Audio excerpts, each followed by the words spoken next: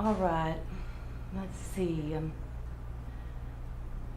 Willie Jay was here. It was right after and we was just standing on the back porch playing with Dog when all of a sudden I see Zachary come around the corner. I was kind of startled because he was supposed to be back at the office. But there he was, coming around the side of the building. And then he says, "Boy, what you doing back here?" Well, I says real quick, "Willie Jay, you just run on home. You just run right on home." Well, before he had time to do anything, Zachary just up and knocked him in the face and then pushed him down the porch steps so hard he skinned up his elbow real bad on the concrete. Then he says, "Willie Jay, if I ever see you around here again, I'm gonna have them cut out your gizzard." Willie Jay just sat there and started crying. Tears just rolling down his face. He got up real quick and just started running with Dog running after him. What happened after that isn't so clear. Let's see. I got up and I went to the living room and walked right over to the Davenport and pulled the drawer open and pulled out the gun. That's right. I pulled out the gun and I held it up to my ear. I mean, right in my ear. I was gonna kill myself, and then all of a sudden, I heard the back door slam. For some reason, it reminded me of Mama and how she'd hung herself, and how now I was gonna kill myself. And I didn't want to kill myself. I wanted to live, and I don't think she wanted to kill herself either.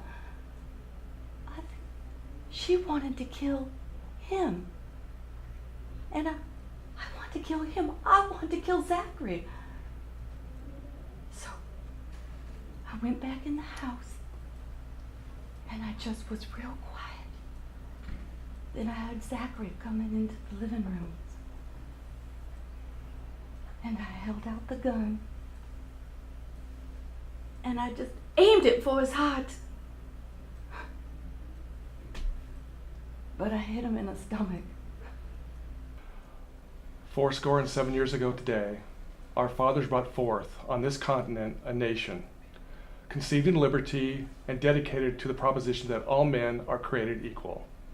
We are now involved in this great civil war, testing that proposition that this nation or any nation so conceived and so dedicated can long endure. We are now on this battlefield of that war. We have come here to dedicate a portion of this field to those who have given their lives to this cause that this nation may live. It is fitting and correct that we do this so that these brave men who lived and died have consecrated this land. The world will little note nor long remember what we say here, but it will never forget what these men did here, that they died not in vain, that this nation, under God, shall have a rebirth of freedom, and that this government of the people, by the people, and for the people shall not perish.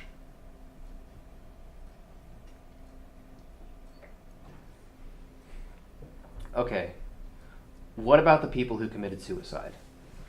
The people who didn't want to live? What about them? Sure, we know some of them. We could leave them out. But what about the ones we don't know? Who's going to pass on this? You and your group? Well, then we're very much talking about something like fascism. Is that what you want? Because I'll tell you, we very quickly end up with a state where only the pure can come back, or the good-looking, or whatever the people in charge that day seem to feel is the ultimate good. You know, whatever tickles their fancy. Or do you just press a button and everyone comes back? What do you have then? I'll tell you what you have. You have wars. You have wars. Unless you think being dead somehow improved them. I mean, do you see what I'm getting at here?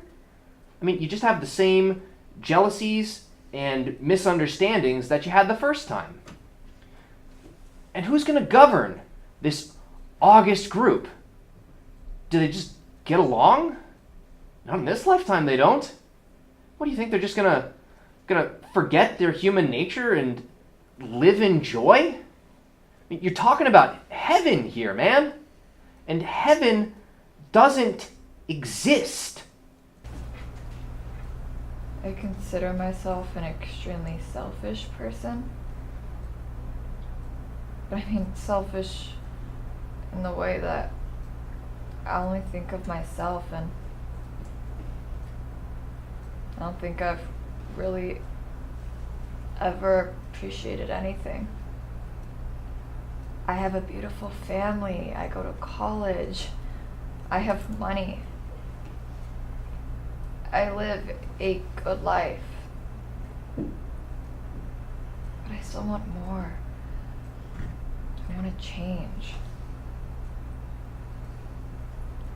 The other day I was walking by myself in the park and I saw this lady sitting on a bench alone.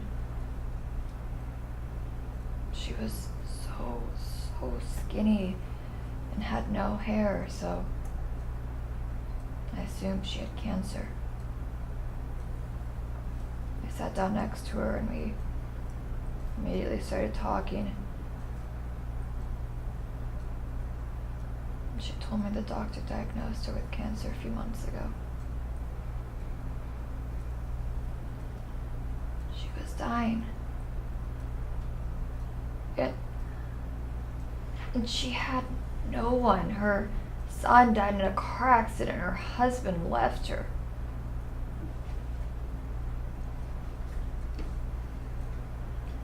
But still, to this day, I use her as an example of life. Even if she had a sad story, she stood up and she stayed strong. And in some weird way that made me appreciate my life. Love, trust, friendship, loyalty, respect. That's what makes life valuable. Action. My name is Eileen Kalijian and I will be performing the role of Marsha, King of Comedy.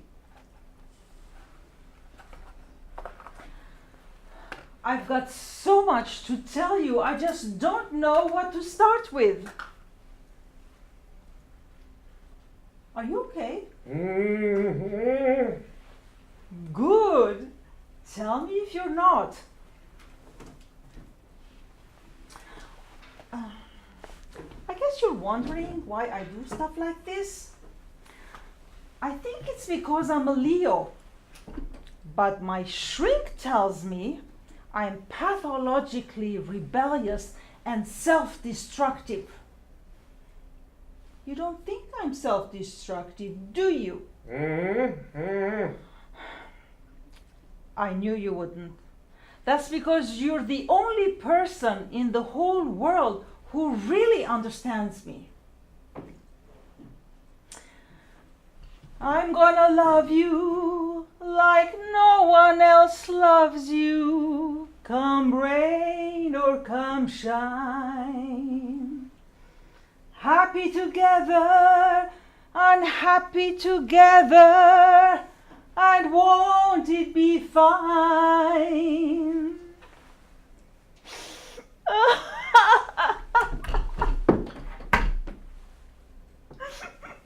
It was the second lead. I'd never gotten a part in my life, and here I get the second lead. And what does Daddy say? Not, Marsha, that's wonderful. Or, we're proud of you or anything. Oh no, he starts lecturing me on how I should have tried out for Emily. Now do you understand me, Jerry?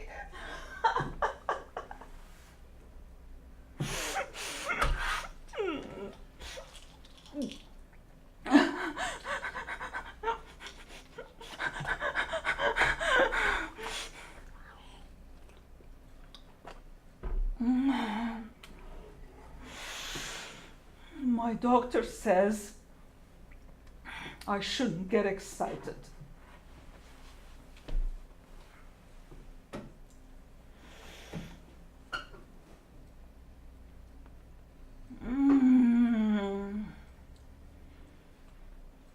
This is the best I ever made it. You want some? Now open. Marsha is feeding her Jerry. Mm-hmm.